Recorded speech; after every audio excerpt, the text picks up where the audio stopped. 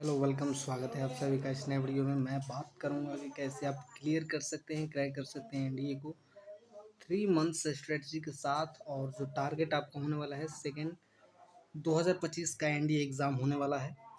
तो वीडियो के अंत तक बने रहना। इसमें हर एक बच्चा कुछ न कुछ मिस्टेक कर देता है और हर एक सब्जेक्ट को कवर करने के चक्कर में वो बहुत सारी मिस्टेक करता है, बहुत सारी गलतियाँ करता है। तो आपको वही चीज़ अवॉइड करना सीखना है, क्या कौन सा सब्जेक्ट अवॉइड करना है, कौन सा पढ़ना है, ये इस वीडियो में आपको पता चलेगा। तो आपका स्ट्रेटजी बेस्ट होगा और टाइम टेबल आपको क्या रहने वाला है वो भी मिलेगा। तो वीडियो के अंत तक बने रहना। इसमें आपको 4 चीज़ें मैं बताने वाला हूँ जो कि है मिस्टेक क्या क्या करते हैं, लेफ्ट मतलब आपको छोड़ना क्या है, टाइम मैनेजमेंट आपको कैसा देना है, और डू मतलब क्या करना है। तो वीडियो के अंत तक बने रहना, ये चारों चीज़ों आपको मिलेगा। तो चैनल को सब्सक्राइब कर दो, वीडियो को शेयर कर दो और दोस्तों को अपने बुला लो, वीडियो को दिखाओ ताकि ये इन्फॉर्मेशन सभी के पास पहुँचे। तो चलो इसमें आगे की तरफ बढ़ते हैं। तो देखिए, पहला मिस्टेक आप क्या करते हैं कि जो ट्रेडिशनल कोचिंग है, मतलब ट्रेडिशनल मेरे कहने का मतलब ये नहीं कि जो पुराने बहुत सारे हैं, वो मेरे कहने का मतलब नहीं है। मेरे कहने का मतलब है जो कि सिलेबस को पहले पूरा करने में टाइम बहुत ज़्यादा गवा देते हैं। जैसे कि सिलेबस ही कंप्लीट करने में मान लो 3 महीना तो बचा ही है, मान लो 1 महीना पहले 4 महीने का उनका प्लान होगा, जिसमें 3 महीना 3.5 महीना निकाल देंगे, 3 मंथ निकाल देंगे सिलेबस ही कंप्लीट करने में। फिर 1 महीना बचेगा, 1 मंथ, उसमें क्या करेंगे, पी वाई क्यूज़ करेंगे और उसके बाद उसी में मॉक करेंगे। उसी में 2-3 मॉक दिए, पी वाई क्यूज़ करे 2-3 साल के, और उसमें टाइम आपका निकल जाता है। उसमें मौका नहीं मिलता रिवाइज़ करने का भी मौका नहीं मिलता। तो ये मिस्टेक आपको नहीं करना है। मैं बताऊंगा आपको क्या करना है। और जो कि जैसा होता है कि ऑनलाइन भी चलती हैं क्लासेस, तो जैसे कि एक जो चैप्टर है कि जैसे मान लो कोई ट्रिग्नोमेट्री है चैप्टर, उसका 6 पार्ट में कोई टीचर अपलोड कर रहा है वीडियो, मतलब 6 घंटा में। कोई टीचर है जो उसको 4 घंटे में एक ही वीडियो बनाकर अपलोड कर रहा है। तो वैसे टीचर को चुनो जो लंबा क्लास ले, ना कि अधिक दिनों तक। उससे आपको टाइम मैनेजमेंट आपका होगा। और इसमें आपको 5 बजे सुबह से 10 बजे रात तक आपको स्टडी करना है। तो आपके कितने हो जाएंगे, मतलब ये 15 घंटे होते हैं, लेकिन 15 घंटे आप नहीं कर पाइएगा। इसमें से 5 घंटे अपने काम के लिए निकाल दो। स्टडी मान लो कोई कॉलेज भी जाता है, कोई स्कूल भी जाता है, तो उसमें 5 घंटे निकाल दो। मतलब आपको 10 आवर्स हमेशा देना है। आप अपने सब्जेक्ट के अनुसार दे सकते हो। जैसे कि मैथ किसी का कमज़ोर होता है तो उस पर मैथ देता है, मैथ पर ज़्यादा टाइम देता है। किसी का जीएस कमज़ोर है तो जीएस पर देता है। अगर किसी का सब कमज़ोर है तो 10 घंटे से टाइम बढ़ाना पड़ेगा, क्योंकि ये भी तो पॉइंट है, सब कमज़ोर ही हैं तो टाइम तो देना पड़ेगा। क्योंकि ये 11th-12th की सिलेबस पर बेस रहता है, इसलिए इसमें उतना टाइम का ज़रूरत नहीं होता, क्योंकि सिलेबस का आधा से अधिक हिस्सा आप पहले ही पढ़ चुके होते हैं। बस कुछ हिस्सा आपको पढ़ना रहता है। तो इसमें देखिए, हाँ, लेफ्ट एनी सब्जेक्ट, मतलब पहले तो आपको कोशिश करना है कि कोई सब्जेक्ट नहीं छोड़े। लेकिन जो होता है केमिस्ट्री, ठीक, बायो, ठीक, आपको इकोनॉमिक्स हो गया, इकोनॉमिक्स, और एक होता है पॉलिटी, मतलब इनकी इनकी क्वेश्चन जो हैं 5 से 10 के बीच में आते हैं। और बाकी जो सब्जेक्ट्स हैं उनकी 15 से 20 के बीच में आते हैं। तो पहले उनको कवर करना चाहिए, क्योंकि उनमें सिलेबस भी वास्ट। सिलेबस में ये नहीं है कि केमिस्ट्री बायो में कम कम सिलेबस है कि कम सवाल पूछे, नहीं, सिलेबस सबका वास्ट है। किसी का नहीं बोला जा सकता कि यहाँ से ही क्वेश्चन आएगा, ठीक। तो इसको आपको समझना चाहिए। और अभी तक अगर चैनल को सब्सक्राइब नहीं किया है तो सब्सक्राइब करें डिफेंस माई लाइफ चैनल को, ताकि आपके एनडीए से जुड़ी हर एक इन्फॉर्मेशन आपको मिलती रहे। और दूसरी भी वैकेंसीज के लिए भी सब्सक्राइब करें। तो आपको इसमें अपने 3 मंथ्स की जो स्ट्रेटजी है उसको ऐसे कंप्लीट कर सकते हैं। आप देखिए, जैसे मैंने यहाँ पर एक स्ट्रेटजी दिया है, मतलब वो जो ट्रेडिशनल जो तरीका है पढ़ने और पढ़ाने का, उसको आपको छोड़ना होगा। क्योंकि उसमें जैसे कि सिलेबस कवर करने में ही आपका 3 महीना चल जाता है, तो इसको आपको कम करके फर्स्ट मंथ 3 मंथ्स आपको 3 मंथ्स स्ट्रेटजी में 3 डिवाइड करना है। जैसे फर्स्ट मंथ, सेकंड मंथ और लास्ट मंथ। तो पहले मंथ में कवर योर सब्जेक्ट। तो बोलोगे कि इतना सारा सब्जेक्ट 1 महीना में कैसे कवर होगा? तो देखो, ये सब्जेक्ट जैसे मैथ है, इंग्लिश है, जीके जीएस है। जीके जीएस में तो हर एक बच्चा जो है साइंस से आता है, आर्ट्स से या फिर कॉमर्स से। तो ऐसा समझे कि साइंस आर्ट्स मिला लेते हैं, क्योंकि कॉमर्स में भी आर्ट्स के सब्जेक्ट होते हैं। तो अगर साइंस लिया है किसी ने, साइंस रुको, अगर किसी ने साइंस लिया है, तो उसका मैथ, फिजिक्स तो एकदम तगड़ा होना चाहिए, क्योंकि वही मैथ और फिजिक्स वही होना है, एकदम सेम टू सेम होगा। आप उसको अलग से क्या करना पड़ेगा, इंग्लिश के कुछ रहते हैं, और वो भी इंग्लिश आधा से अधिक तो 11th और 12th वाला ही आपका काम करेगा, कुछ थोड़ा नया पढ़ना पड़ेगा। इंग्लिश और जीके, जीके में जियोग्राफी एंड हिस्ट्री, और बाकी सब सब्जेक्ट, क्योंकि फिजिक्स केमिस्ट्री आपने पढ़ा ही है 12th में। तो आप ये मत कहना कि 1 महीने में कैसे होगा, क्योंकि मैथ आपका पहले से ही है, फिजिक्स आपका पहले से, इंग्लिश का आधा से अधिक पहले से, ग्रामर पूरा है वहीं 12th और 11th वाला, और जीके में जियोग्राफी, हिस्ट्री।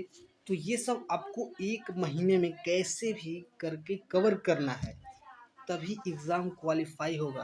क्योंकि आप टीचर थोड़े हैं कि आप 3 महीना सिलेबस किए, आपको सब याद हो गया, रिवाइज भी नहीं किया। अब देखिए, और वो ट्रेडिशन में ज़्यादातर बच्चे फेल हो जाते हैं। 100 में जो है 5 ही बच्चा वैसे क्वालिफाई कर सकता है जो ट्रेडिशनल है। बिकॉज यहाँ पर टाइम नहीं मिल पाता किस चीज़ का, तो मैं अभी बता देता हूँ। जो सेकेंड मंथ में आपको करना है, रिवाइज सिलेबस विथ PYQs। मतलब जो आपने कवर यहाँ पर सब 1 महीने में जितना हो सके, और आपको कैसे करना है, ऑर्डर से, मतलब जिसका जितना नंबर अधिक है। मैं अभी आगे बताने वाला हूँ कि किसका कितना नंबर अधिक है और किसको छोड़ना है। आप छोड़ भी सकते हैं, जैसे कि आपने ऊपर से किया, पीछे से नीचे वाले सब्जेक्ट जो कम पूछे जाते हैं उनको छोड़ सकते हो, क्योंकि आपको 900 बाई 900 नहीं लाना है। आपको टारगेट करना है अपना 300 से 350 से 400 के बीच में, 350 से 400 के बीच में आपको अपना मार्क्स टारगेट करना है। क्योंकि इससे अधिक करोगे तो मतलब कि नहीं कवर कर पाओगे, क्योंकि अभी तो आप 12th और 12th से निकले ही हो, बहुत तो 12th में भी होंगे।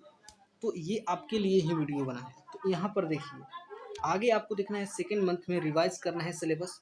जैसे कि यहाँ पर आपने कवर किया, तो मान लीजिए पूरा कवर नहीं हो पाया, कुछ छूट जा रहा है, तो यहाँ पर रिवीजन सिलेबस के दौरान आप जो 1 महीना बचा है विथ PYQs करना है। मतलब आपको आधा समय दीजिए PYQs करने पर, और जो सिलेबस अगर बच जा रहा है तो उसको कवर कीजिए।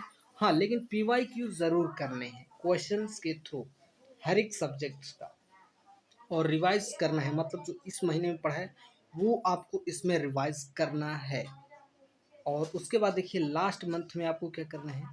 अब देखिए यहाँ पर सिलेबस किया, रिवीजन किया, फिर आपने क्वेश्चन भी लगाए प्रीवियस, वहाँ पर यही सिर्फ हो पा रहा था। ये लास्ट जो बोल सकते हैं कि आग लगाने के लिए एक तिल्ली काफ़ी है, एक चिंगारी है, तो वहीं ये चिंगारी है। मतलब कि आपको मॉक टेस्ट डेली देना है, एक पेपर। मान लीजिए मैथ इंग्लिश और जीके जीएस, तो इसमें आपको एक पेपर कभी भी, आपको दिन भर में कभी भी आप टाइम सेट कर सकते हैं कि आपका टाइम मतलब 2 से 2.5 घंटे 3 घंटे आपको कोई डिस्टर्ब ना करे। तो वहाँ पर एक मॉक डेली आपको यूज़ करना है, और आपको 15 मॉक देने हैं। 15 मॉक से क्या होगा कि आपका पूरा सिलेबस कंप्लीट हो जाएगा, मतलब प्रीवियस ईयर पेपर भी कंप्लीट हो जाएगा।